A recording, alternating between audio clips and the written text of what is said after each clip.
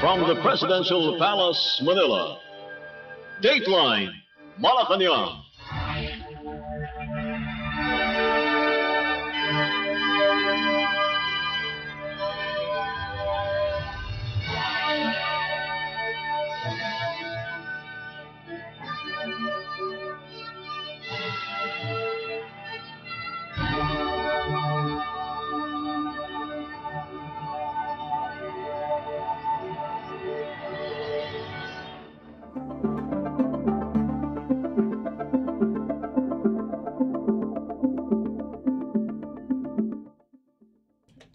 Good day, I am Win Peñano bringing you today's edition of Dateline Malacañang.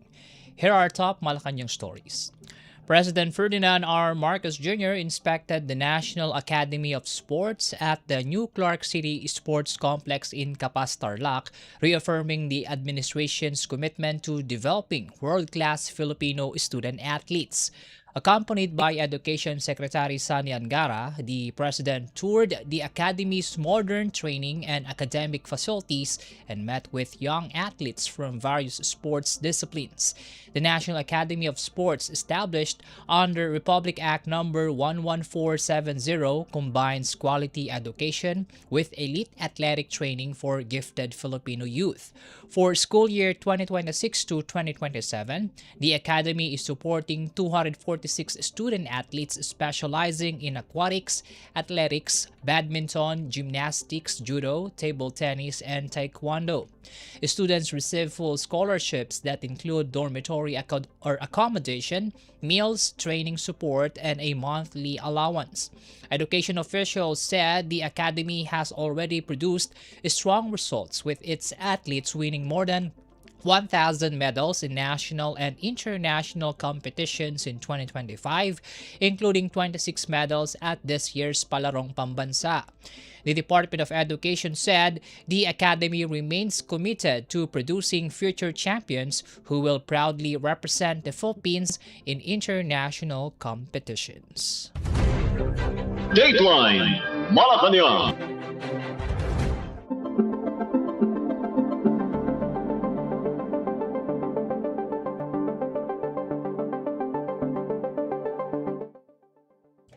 In related news, President Ferdinand R. Marcos Jr. has directed the Department of Education, or DepEd, to further promote and strengthen sports development following his inspection of the National Academy of Sports at the new Clark City Sports Complex in Capas, Tarlac. Education Secretary Sani Angara said the President wants more young athletes from across the country to benefit from world-class training facilities and coaching to help them reach their full potential. Angara said the administration is committed to expanding sports programs, with the Department of Education establishing more than 100 new sports clubs and facilities in partnerships with the Office of the President and the Philippine Sports Commission. National Academy of Sports Executive Director Francis Carlos Diaz said the Academy recruits outstanding young athletes from different regions through the Palarong Pambansa and provides them with quality education, a specialized training, and comprehensive support. Diaz also revealed plans to establish regional campuses in the Visayas or Mindanao within the next 5 years, in line with the Academy's mandate. Meanwhile, Angara said encouraging more students to participate in sports can also help steer young people toward positive activities and away from violence and excessive screen time. Dateline Malacañang.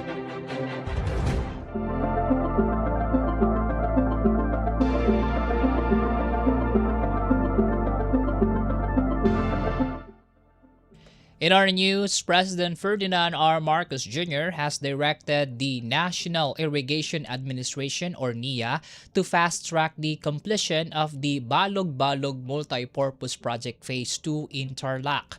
Representing the President, NIA Administrator Eduardo Guillen inspected the project site and reaffirmed the administration's commitment to completing the 20.5 billion peso infrastructure project. Once completed, the project is expected to irrigate more than 34,000 hectares of farmland, benefit nearly 22,000 farmers, and generate 43.5 megawatts of renewable hydropower in central Luzon. Gillian said the government remains focused on projects that directly improve the lives of farmers and rural communities, regardless of political considerations. The National Irrigation Administration said the project will also include a large dam, irrigation canals, drainage facilities, and a fishery component to strengthen agricultural productivity in the region. The agency reported that overall construction is now nearly 46% complete, with more than 230 kilometers of irrigation canals already finished. Officials said the project will also provide long-term benefits through improved irrigation, increased farm production, renewable energy generation, and enhanced livelihood opportunities for communities in central Luzon. Dateline Malacañang.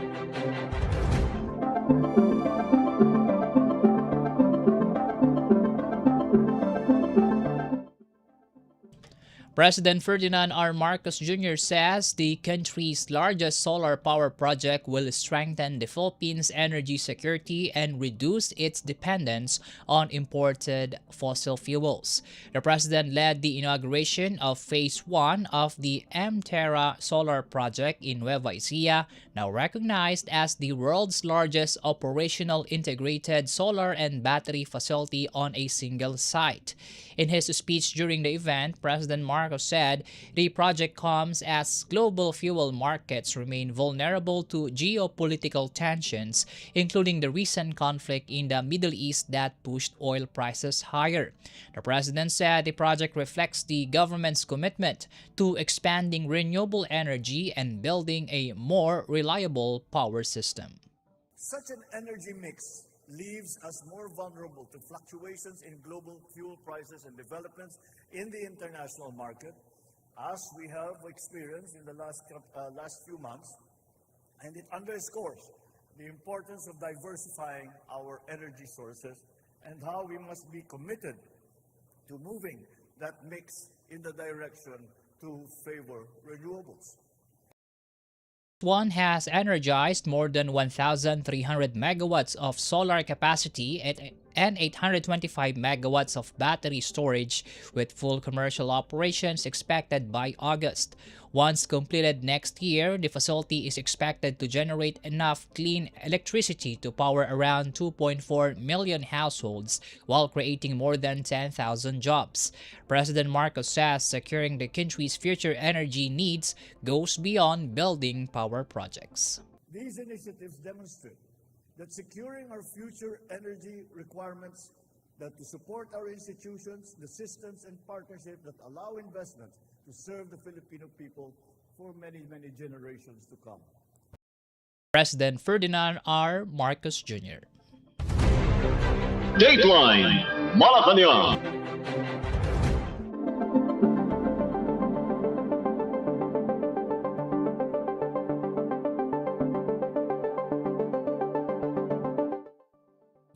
President Ferdinand R. Marcos Jr. has left for Singapore for a 2-day working visit aimed at strengthening bilateral relations and expanding economic cooperation between the two countries. The president departed Manila Tuesday afternoon with a lean delegation for meetings with Singaporean officials and business leaders. During the visit, President Marcos is scheduled to meet with Singapore Prime Minister Lawrence Wong to discuss cooperation in trade and investment, health, environmental protection, and regional development. The two leaders are also expected to reaffirm their commitment to ASEAN centrality and regional stability as Singapore prepares to assume the ASEAN chairship next year. President Marcos will also attend a private business roundtable organized by the Milken Institute at the Philippine Embassy to encourage more investments in the Philippines following its recent upgrade to upper middle income economy status by the World Bank. Meanwhile, First Lady Lisa Araneta Marcos is set to speak at the Global Economic Cooperation East Summit in Singapore. The president is expected to return to the Philippines on Thursday after completing his 2-day working visit. Dateline Malacañang.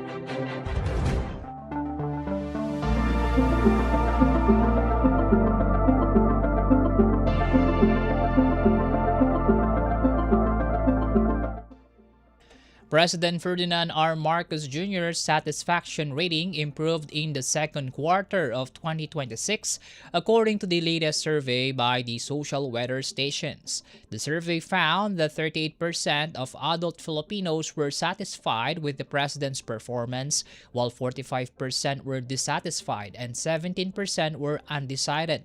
Compared to the March survey, satisfaction rose from 33%, while dissatisfaction declined from 49%. As a result, President Marcos's net satisfaction rating improved to -7, up from -15 in the first quarter. The president received his highest net satisfaction rating in Balance Luzon at +11, followed by the Visayas at -3, Metro Manila at -24, and Mindanao at -35. The survey also found that President Marcos received his strongest satisfaction ratings among respondents who believe he is serving the interests of poor Filipinos. The nationwide survey was conducted from June 20 to 29 using face-to-face interviews with 1,200 adult respondents. Dateline Malacañang.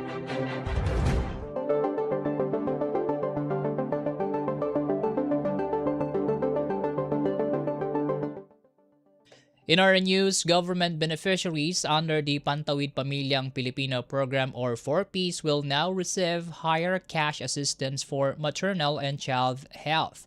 The Department of Social Welfare and Development or DSWD says qualified beneficiaries have started receiving the increased first 1,000 days cash grant, with the monthly amount raised from 350 pesos to 750 pesos.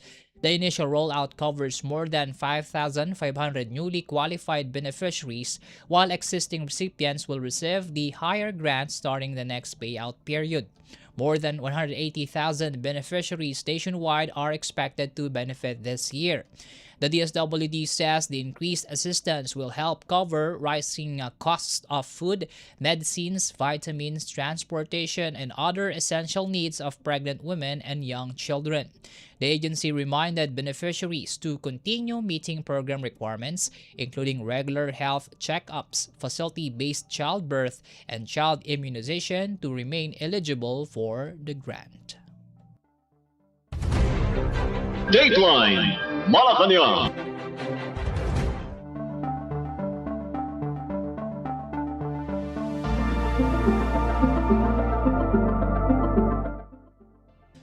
Seventeen young Filipino agripreneurs have returned from Singapore with new skills aimed at modernizing the country's agriculture sector.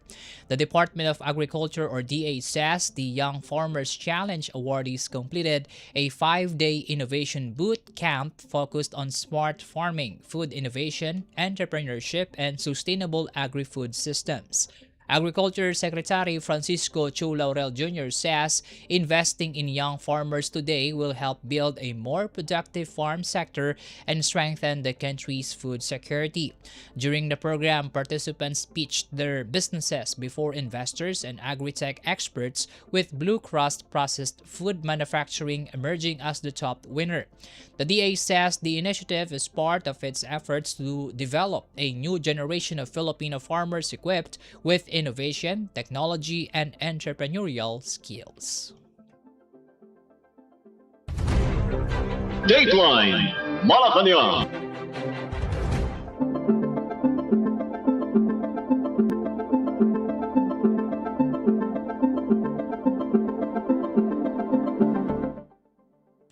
The Philippines and Israel have signed a joint action plan to strengthen customs cooperation and pave the way for faster and more secure trade between the two countries. The agreement, signed by Bureau of Customs Commissioner Ariel Nepomuceno and Israel Customs Director General Kfir Han, begins the process of establishing an authorized economic operator mutual recognition arrangement. Once finalized, the deal will allow both countries to recognize each other's accredited traders, resulting in faster customs clearance, fewer inspections, and more efficient cross-border trade. Customs Commissioner Ariel Nepomuceno said the partnership will create more opportunities for Filipino exporters and importers while improving the security and reliability of international trade. The BOC said the initiative also supports the government's efforts to modernize customs services, strengthen the country's competitiveness, and promote greater trade and investment between the Philippines and Israel. Dateline Malacañang.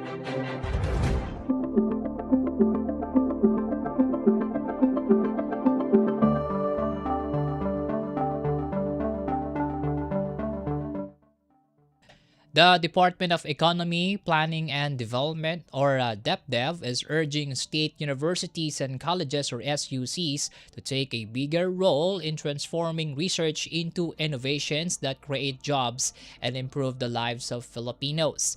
Speaking at the 2026 Philippine Association of State Universities and Colleges Annual Convention, DepDev Secretary Arsenio Balisacan described SUCs as among the country's greatest assets in developing talent, generating knowledge, and addressing real-world challenges. Balisacan said stronger investments in research and innovation, along with closer collaboration among government, academe, industry, civil society, and development partners are needed to strengthen the country's innovation pipeline. He also stressed that innovation should move more quickly from classrooms and laboratories to industries and communities, where it can deliver lasting economic and social benefits. Balisacan added that while national innovation and development plans are already in place, their success depends on institutions working together to turn ideas into meaningful results for the Filipino people. Dateline Malacañang.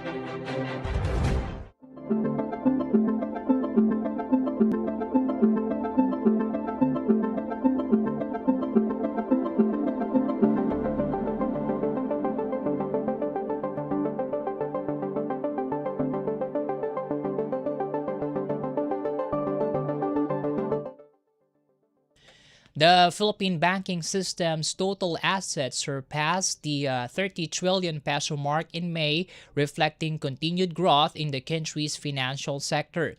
Data from the Bangko Sentral ng Pilipinas showed total bank assets reached 30.4 trillion pesos, up more than 11% from 27.3 trillion pesos recorded in May last year. The figure was also higher than the 30.1 trillion pesos posted in April. Union Bank Chief Economist Ruben Carlo Asuncion said the increase was driven by healthy lending, steady deposit inflows, and higher investment holdings, supported by resilient domestic demand and favorable liquidity conditions. However, Asuncion said renewed tensions in the Middle East could pose risk by pushing up oil prices, fueling inflation, and affecting borrowing and investment. Despite these uncertainties, he expects the banking sector to continue expanding in the coming months, provided there are no major external shocks. Dateline Malacañang.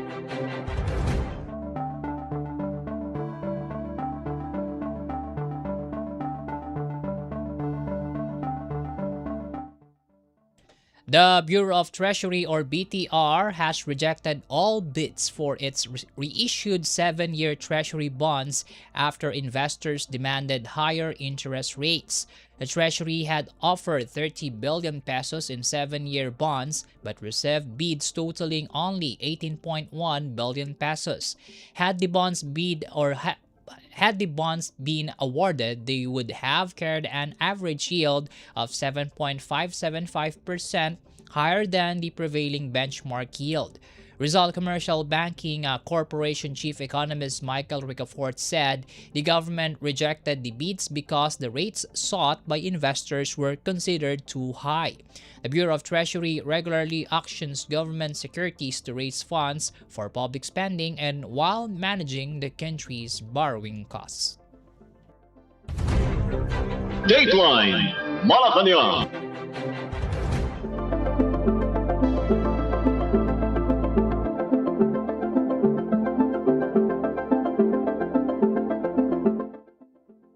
The Energy Regulatory Commission or ERC is reviewing the competitive bidding process for power supply contracts to ensure consumers get the lowest possible electricity rates. ERC Chairperson Francis Saturnino Juan said the agency is looking for possible gaps in the competitive selection process that could limit fair competition among power suppliers. Under the proposed rules, distribution utilities and system operators will be required to submit their terms of reference to the ERC for review before inviting bids for power supply agreements. Juan said the regulator wants to ensure that bidding requirements do not unfairly restrict the number of qualified participants, which could affect competition and electricity prices. The ERC said strengthening the bidding process will help promote transparency, encourage fair competition, and protect consumers through more competitive power rates. Dateline Malacañang.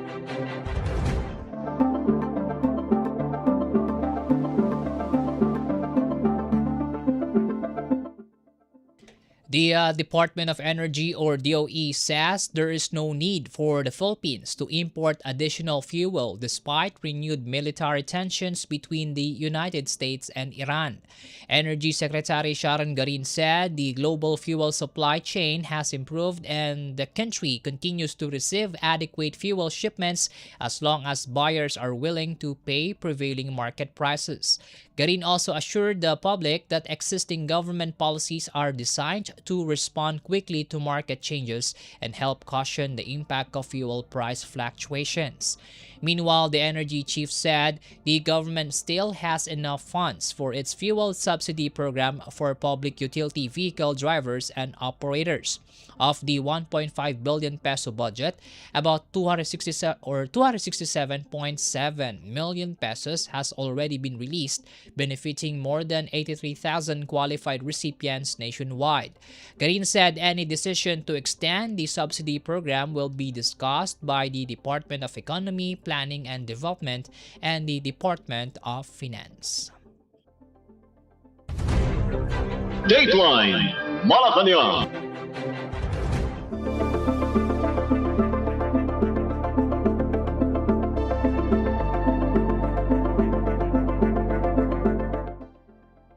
The Department of Human Settlements and Urban Development has welcomed Pag-ibig Fund's latest housing loan reforms aimed at making home ownership more affordable for Filipinos.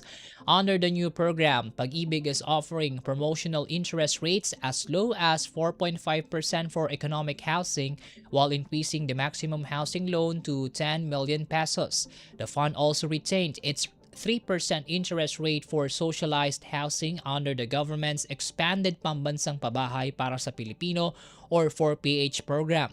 In addition, Pag-ibig now allows up to 3 borrowers to combine their incomes under one housing loan, making it easier for more families to qualify. Housing Secretary Jose Ramon Aliling said the reforms will stimulate the housing sector, support private developers, and give more Filipinos access to safe, decent, and affordable homes in line with President Ferdinand R. Marcos Jr.'s housing program. Dateline Malacañang.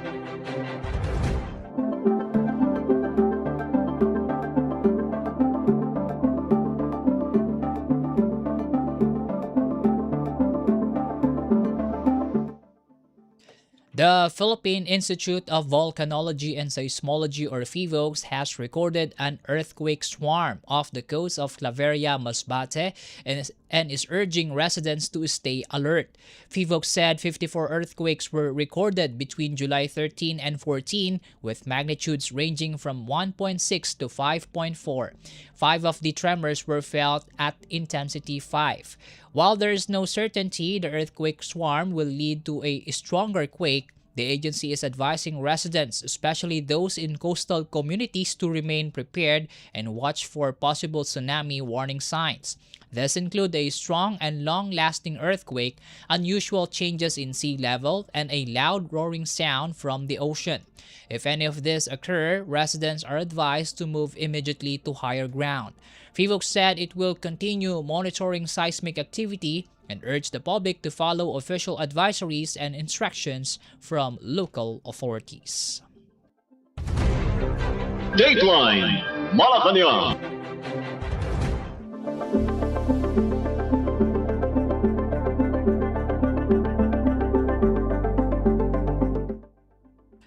The Philippine National Police, or PNP, is expanding its school-based safety and crime prevention campaign to better protect students across the country.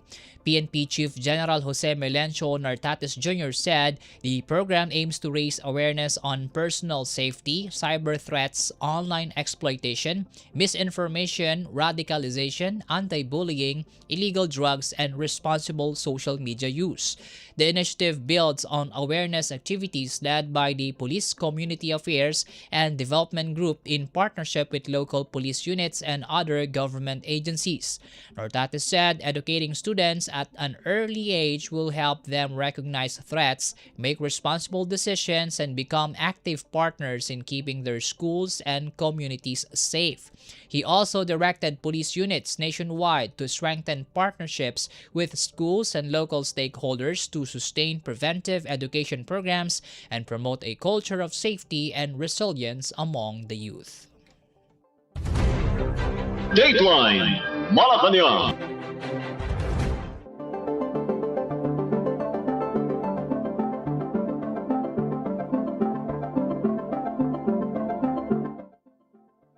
The Philippine National Police, or PNP, is tightening security in the Bangsamoro Autonomous Region in Muslim Mindanao ahead of the July 16 implementation of the election gun ban.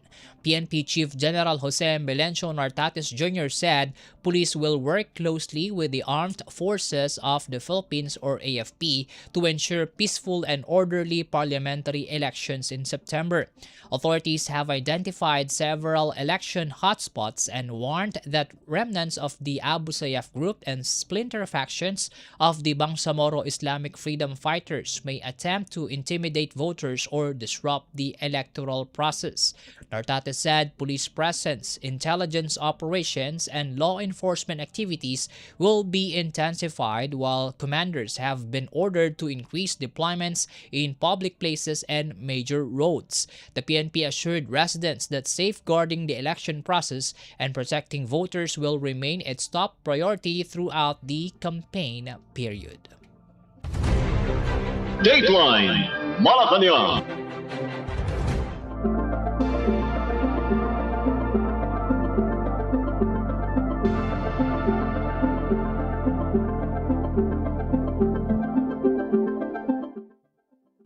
5 suspected members of the so-called Gapos gang have been arrested after allegedly posing as police officers to carry out a home invasion in Marikina City. The Eastern Police District said the armed suspects entered a residence in Barangay Concepcion 2 using fake arrest warrants, tied up the victims, and stole cash, jewelry, watches, and electronic gadgets. Authorities responded after one of the victims secretly sent an emergency message to the local police station. The suspects were cornered inside the subdivision, but 4 alleged accomplices managed to escape and remain the subject of a manhunt. Meanwhile, the Quezon City Police District reported the arrest of more than 200 suspects during week-long anti-crime operations. Those arrested included drug suspects, wanted persons, illegal gamblers, and individuals caught with unlicensed firearms. Police said the operations are part of continuing efforts to strengthen peace and order and urged the public to remain vigilant and cooperate with authorities. Dateline Malacañang.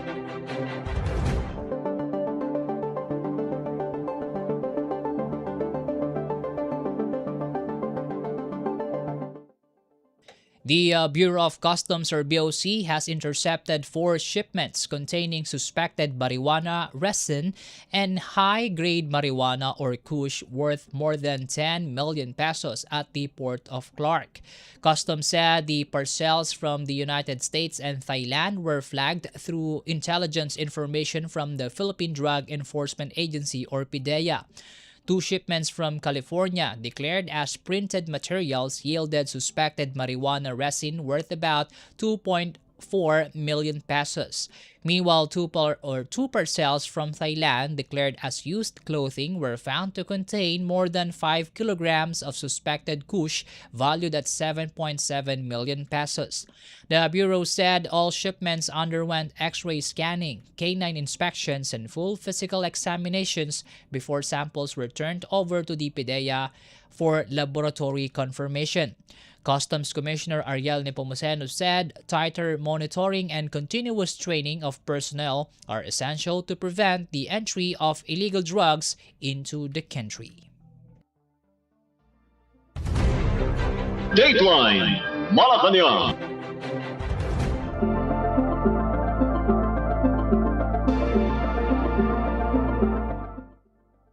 The Armed Forces of the Philippines or AFP says more than 800 members and supporters of the New People's Army or NPA have been neutralized during operations conducted in the first half of the year.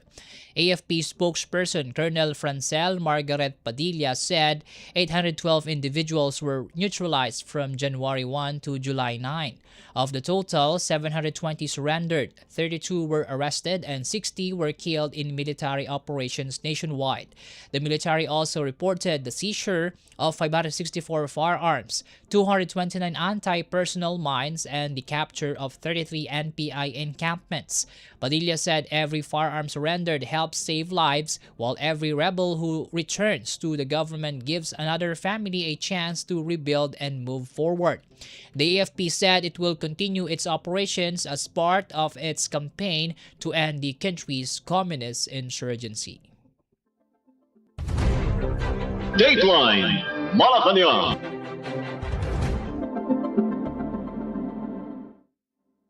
The Armed Forces of the Philippines or AFP has reaffirmed its commitment to defend Pag-asa Island and other parts of the country's territory in the West Philippine Sea.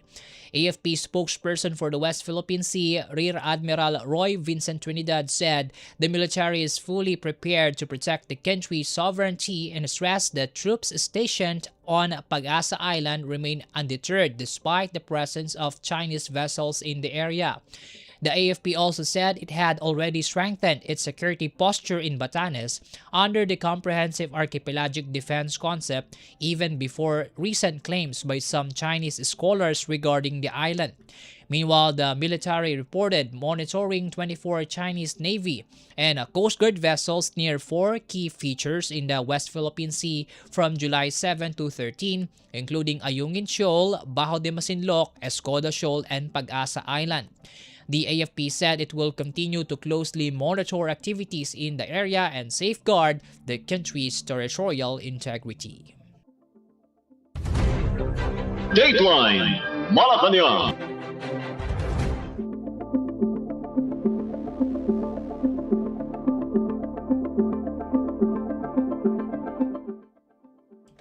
The Philippine Air Force has deployed 2 FA-50 fighter jet elements and a C-130 aircraft to Australia for this year's exercise Pitch Black, one of the Indo-Pacific's largest multinational air combat drills.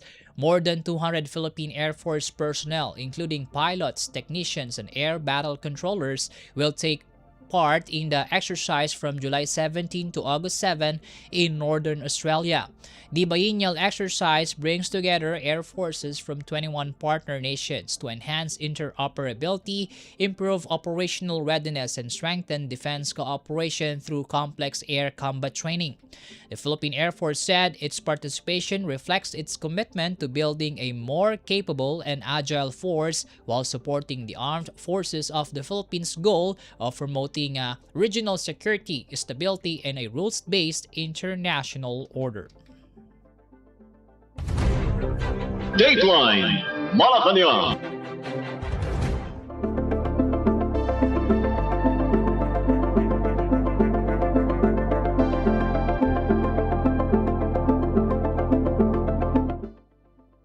And that concludes today's edition of Dateline Malacañang. For Radyo Pilipinas World Service, I am Win Peñano. Good day.